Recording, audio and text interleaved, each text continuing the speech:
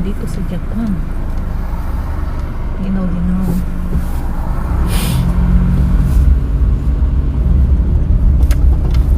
Aba, sa gitna talaga siya nag-bigsik.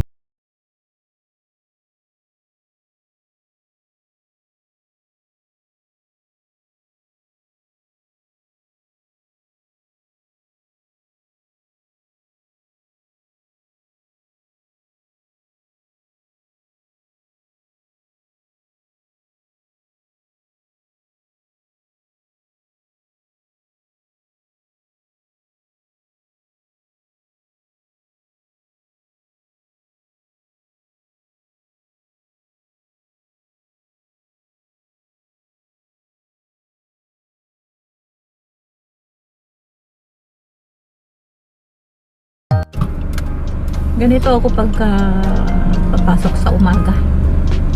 Ganitong oras. Medyo maginaw na ngayon kaya nag-jacket na ako ng manipis. Pero pagka yung talagang winter, talagang makakapalang jacket. Minsan nagdadalawa pang medyas. Tapos ano yung sa neck warm.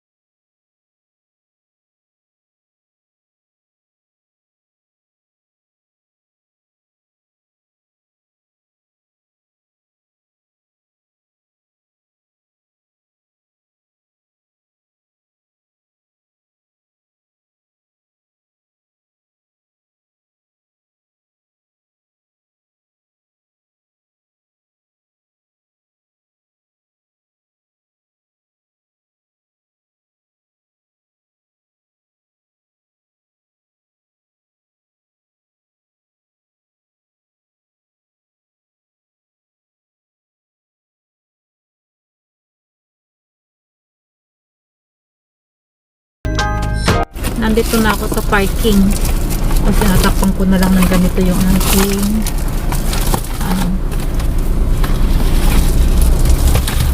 para hindi yan masyadong mainit. Pag ngayon makulimlim, ewan ko mamaya kung maginaw ay kung mainit, syempre ang init-init na sa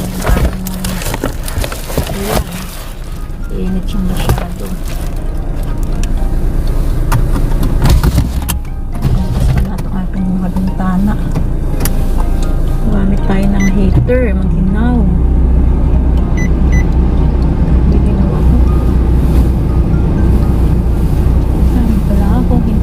Pag nag time check is 8:54 a.m. in Japan time.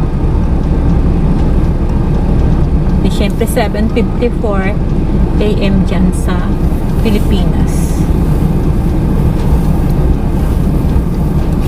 Maaga ako pumapasok kasi kaunti lang din ang parking dito. Pagka medyo na late ka, ang parking mo dun sa dulo. Saka sa dulo. Ngayon, eto, nagdadatingan na yung mga kasamahan ko sa work. Tapos mga pag nag 9 a.m. na, ayan, mga kanya-kanya ng pasok dun sa loob. Dun sa pinapasukan namin is nakalock yan, hindi basta-basta nakakapasok kahit sino. Kaya lahat ng nakaset yung sa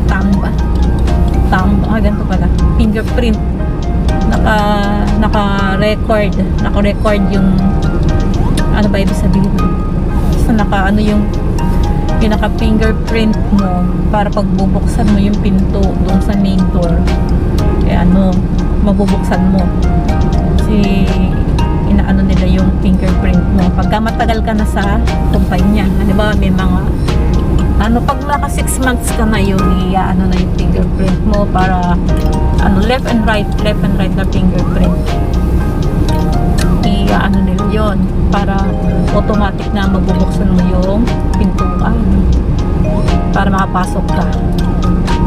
Hindi basta-basta nakakapasok dito sa aking work. Kasi ang mga laman talaga niya is ang mahaling mga cosmetics, mga pabango, hair care, shampoo na hindi mo nakita sa labas sa mga simpleng supermarket or mall. Makita sa supermarket, sa mall, talaga mga branded ang mga shampoo dito. Kaya once lang ako bumili. Syempre meron namang shampoo na kahit mamahalin, tapos hindi naman sa hair mo, hindi ng hair mo. Kaya once lang ako bumili, hindi ko na nagustuhan. Dito mga branded talaga yung pati yung mga cosmetics. Dito ko nalaman yung mga ibang branded ng mga cosmetics, mga pabango. Pati hindi ko alam yun. Diyos ko, mga pabango, hindi ko naman alam yung mga branded niya, pati mga cosmetics. Yan, dito ko lang natutunan. Dito sa company na to is 3 years na. Hindi, 4 years na ako. Yun lang. At ang mga konti lang konti lang mga trabahador. Siguro may 50. At halos puro babae. Merong kanya-kanyang section. Nasa section ako ng sa Korea, yung mga dumadating from Korea na cosmetics. Kami ang nag-aayos nun. Kami yung naghihiwa-hiwalay nun, naglalagay ng didikit ng sticker. Tapos merong isa yung sa Kaigay, sa iba-ibang bansa na dumadating na mga package. Ayan, sa kanila yon. Yun yung isang section. Yung isang section naman is yung nagpa-package. Sila na yung nagpa-package ng mga order. Sa umaga, meron kami kanya-kanyang tablet. Magpipiking kami, kukunin yung mga order. Kasi may sarili kaming shelf. Yun may mga, kunyari ang hawak ko, kamukha ngayon ng hawak ko ngayon, mga Chanel, tsaka Jill Swart, Tsaka ano pa ba hawak? La Roche. La Roche babasa doon o La Roche. La Roche. Ano, basta yun. Yun ang hawak ko ngayon. Palibot-libot kami. Dati ang hawak ko is mga puro pabango. Puro pabango siya. At yun lang po. Magandang umaga po sa inyong lahat dyan. And thank you. Bye. And have a nice day. Time check is 8:59 a.m. Malapit na kami pumasok sa loob. Dito sa kanan ko, mayroong tao sa sasakyan. Dito sa kaliwa ko, nag-aantay din sila ng oras para pumasok sa loob. Bye-bye. Arigatou gozaimasu. Bye-bye.